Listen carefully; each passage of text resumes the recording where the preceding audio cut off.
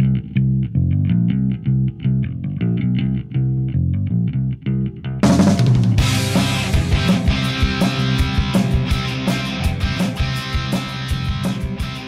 morning, good evening, or good afternoon, and welcome to another Belarus Premier League edition of Across the Pitch. We're the show for people who think Dynamo Brest is something you would find in Playboy magazine. Ouch. Yep, that was bad. Anyway, carry on. My name is Phil Kennedy, and I'm joined by my Belarus Premier League experts, Jonny Hibbard and Ed Zalaski. Welcome back to the show, guys. Hello. Thanks for having me. So today we're going to talk about the happenings in the Belarus Premier League. I think it's been, about 6 weeks since the last time we all got together. So gentlemen, I think that it goes without saying that since we all support FC Isloch in the Belarus Premier League, and they're on quite a run of form. Right now, they're up to fourth in the table. They've won 5 matches in a row. Guys, what has led to this run of form, and what is leading to all these goals and victories lately? Well, I think one of the biggest things is you've got players healthy again. Earlier in the season, whether or not it was COVID related or not, but some of the key players were out. And you've really seen this team come together under some really tough circumstances. Nikolai Janusz, who's one of the top goal scorers in the Belarusian Premier League, he's been scoring goals. Dima Komarovsky's coming up big. Momo Yansane continues to score goals. So it's just all going the way it should have. Yeah, it's interesting because we brought in Yusov. The first game he played was that really, really poor game against Smolovici, which led me to kind of tweet, well, what's the use of him? But he's turned out to be a really, really good signing, and he gives us more options in that sort of forward diamond that we play. And there's something really interesting happened with Yansane. Obviously, we talked about the very, very difficult circumstances that he's been in, and also the fact that we are sooner or later expecting him to move on. The transfer mill the rumor mill is still going about him. I'm a bit torn now on whether Zhikovsky thinks actually Yansane is a bit of a luxury that he could, live without maybe. And he's kind of trying out a system. So the last couple of games, actually, Yansane has come off the bench. But having said that, he's made crucial contributions each time. And I do think we are planning to really live without him. Part of the problems the club has had recently, there's some financial problems. So I think a lot of the budget was built around selling him on. There was potential that he could have joined BATE. That came out this week. There was another, obviously, the rumors linking him with Sologorsk as well. But now it sounds like he's got some options in Belgium or in Turkey. So I wouldn't be surprised to see him move on, really to kind of patch the hole in the budget. And I don't think, I agree with Jonny here, he's kind of been a bit of a luxury where Yusov has recovered from his tough start and is really working well up front. Dima Komarovsky has dropped a little bit deeper. And the club just is playing really exciting, just a really exciting brand of soccer. What I'm looking at here, and this is something I want you guys to kind of weigh on because it goes into the next thing that we need to talk about, which is the battle at the top of the table. Right now, BATE and Shakhtyor are tied at 46 points atop the table. BATE has a significant lead in terms of goals scored. Meanwhile, Shakhtyor has a significant lead in terms of goals against. I mean, it's a great offense against a great defense. And right now, I see that Shakhtyor is actually beating BATE on goal difference. However, I see BATE is ranked first at the table. So what's up with that? Yeah, well, I picked up on this recently because I was, quite confused about why Isloch was still ahead of Torpedo, despite Torpedo having the superior goal difference. It's because Belarus is one of the very, very rare leagues where the head-to-head record counts ahead of goal difference. Yeah, La Liga has the same thing. I remember David Beckham's title win for Real Madrid. It was pointed out that in most other leagues in Europe, they would have come second to Barcelona on goal difference, but they won on the head-to-head. So Belarus, just to make it more fun and confusing for everybody. And I think they're confused themselves, because I've even seen different league tables coming out of Belarus saying different things. Tribuna actually has Sologorsk in first and has Torpedo ahead of us. So they are using goal difference, even though the official league title, the league table goes off of games won. So to kind of tie this all back together, and I'm glad you guys brought up the Isloch and Torpedo situation, is that so we've got 5 teams here that are within 8 points of first with 7 matches left to play. You have Isloch and Torpedo, 38 points. Neiman is 41 points. And then Shakhtyor and BATE at 46, like we mentioned earlier. Is there enough time that an Isloch or a Torpedo could get up to the second spot? Because my understanding is that the top 2 spots go to Europe. Top 3. Top 3. Okay, so do you think that the Isloch or Torpedo are capable of getting into a top 3 spot and getting into Europe? So right now you have Neiman is only 3 points ahead of both of those teams with, like you said, 7 to play. We just don't know if Neiman have got the staying power, really. Right. That's going to be the key, isn't it? Because they started off they struggled a little bit in the beginning of the season, then they really hit a good run. They had a couple of games in hand, but they've only won 2 of their last 5.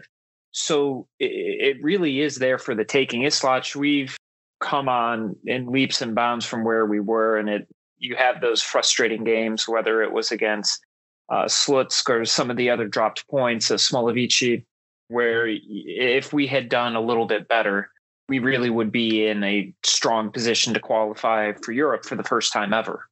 Yeah, I mean, you do wonder how that happened. I mean, because the way we brushed aside Shakhtyor the other week was quite amazing. And I should just mention, I mean, we mentioned the very, very first Belarus football podcast. We mentioned that the first elephant in the room, which was COVID-19. We've obviously got a much, much bigger elephant in the room now, which is the massive, massive protests going on as a background to all of this. And one of the kind of strange things that happened in the last couple of weeks was that there were some games played behind closed doors, not all of them. And part of the reason for that is that people are chanting Żywe Belarus, long live Belarus at games.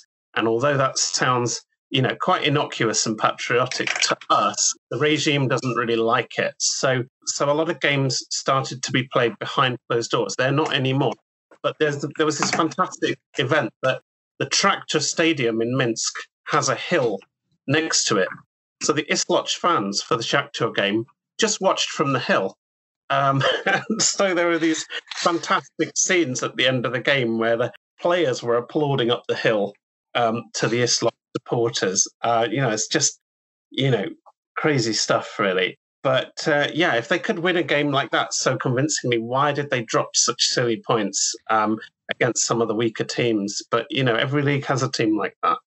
Yeah, I mean, I think that what we're seeing is kind of what we talked about at the beginning of the year, is that the Belarus League this year has more parity and is just more competitive overall than we've seen in the past when BATE was just kind of running away, and then maybe had a Shakhtyor or something, or a Brest coming in. But this year, all the way from 9th on up, you have teams with a positive goal difference. Yeah, but this is where I wanted to slightly kind of pick Ed's brain about the Ekstraklasa, because I see a bit of a parallel here with what sometimes has happened over in Poland, where you've had teams that have made the season really quite exciting. Perhaps Ed can vet my pronunciation.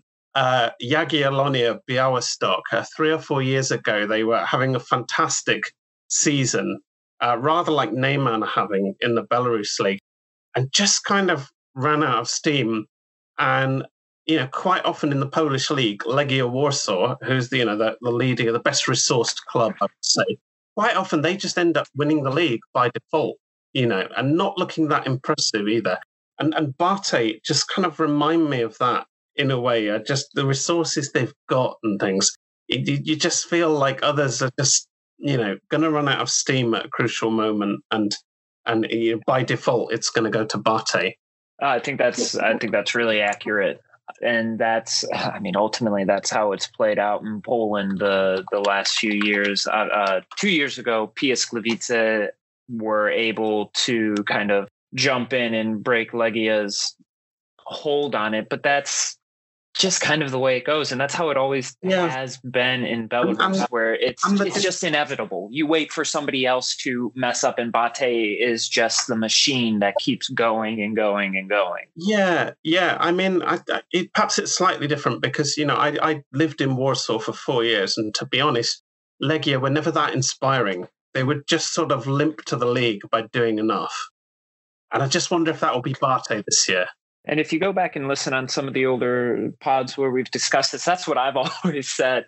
Maybe I'm just, I'm not an optimist, but I still see BATE winning the title this year because I think Shakhtyor I don't think Neyman will stay up there. I think Shakhtyor will fall off, and I think it will be BATE where, last year Legia were struggling at the beginning of the season and there's all this turmoil, and then they easily win the league. Well, one thing I did notice just kind of looking at the schedule, and we've talked about how in previous pods that the Belarus League doesn't release the schedule out too far ahead of time, but I'm just looking at the next two matches, and I see that Shakhtyor has two matches coming up, one against Slavia Mozir and one against Velshina. I feel like they should win both of those. For BATE, their next match is against Slutsk. I'm sure that they'll probably end up taking that one. But then the game after that, they play Dynamo Brest, which is one of the upper mid-table teams, if you will. So, I mean, that's the most difficult upcoming opponent for either BATE or Shakhtyor. Is that one that they could possibly trip up BATE? I mean, it is at home, so probably not. But what are your guys' thoughts? Oh, it absolutely could. Dynamo Brest has been playing really, really well, especially in Europe the past few weeks. So in the league, they had a big win against Dynamo Minsk, who just aren't at the races. But in the Champions League qualifying, they're into the third qualifying round already. They got a big win against FC Astana, and Astana were in the Europa League group stages last year. They beat Sarajevo. Yeah. Another thing I see is that so their plus 10 goal difference, even though they're in ninth place, their plus 10 goal difference is also third best in the league. They also have 2 games in hand on the top teams. At 32 points, if they were to win their 2 games in hand, they'd be right there with Isloch and Torpedo. Yeah, and they've got the players to do that, absolutely. But they just have too many off days, and I think that's kind of the regret that they're going to look back on this season. They've got great quality players and things, but just underachievers.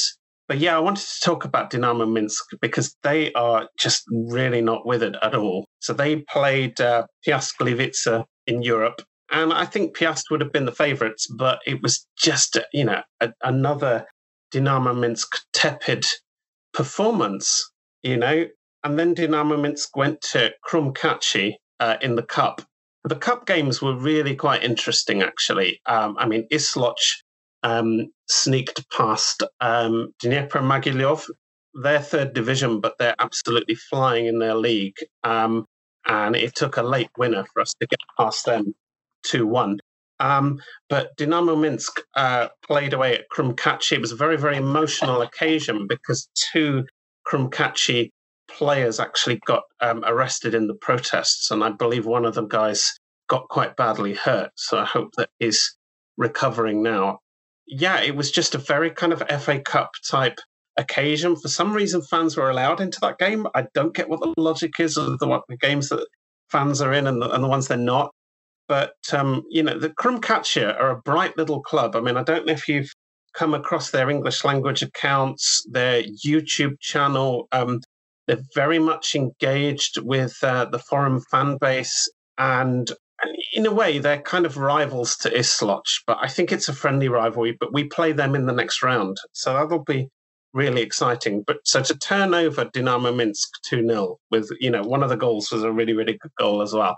It's great for Krumkachi, but you just feel like Dynamo Minsk aren't interested a lot of the time. It's really, really strange. Yeah, and they absolutely deserve to lose those matches that they have in the cup against Krumkachi. They didn't look like they wanted to be there. And I think Krumkachi had that added motivation of their players being arrested as part of the protests. So it'll be interesting to see. I'm hoping they get promoted again. They were originally founded by journalists, so I'm not surprised to see that they are as engaging as they are with their fans. They've done a really nice job, and I hope to see them back in the Premier League.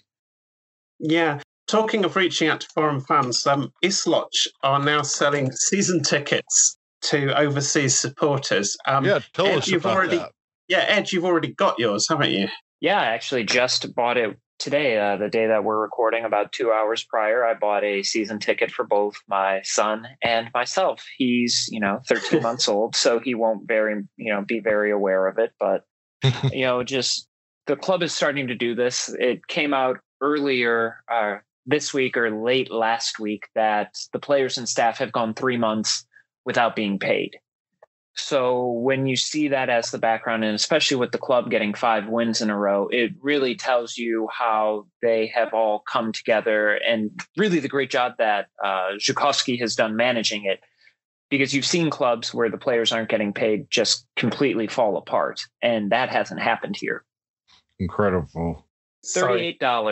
$38. That's not a big expense to help out these players that have won 5 matches in a row in a first division league, no less. Yeah. Let's go ahead and go towards the predictions and preview next week, because I know you guys had some games that you wanted to talk about that are coming up on the weekend. Yeah, well, I think the big one is coming up this Sunday. We've got Minsk Derby. We've got Isloch and Dynamo, bright and early Sunday morning U.S. time. So I think that's going to be the one to look to. And hopefully the Dynamo Minsk we've seen recently turns up and we can make it 6 wins in a row. Yeah.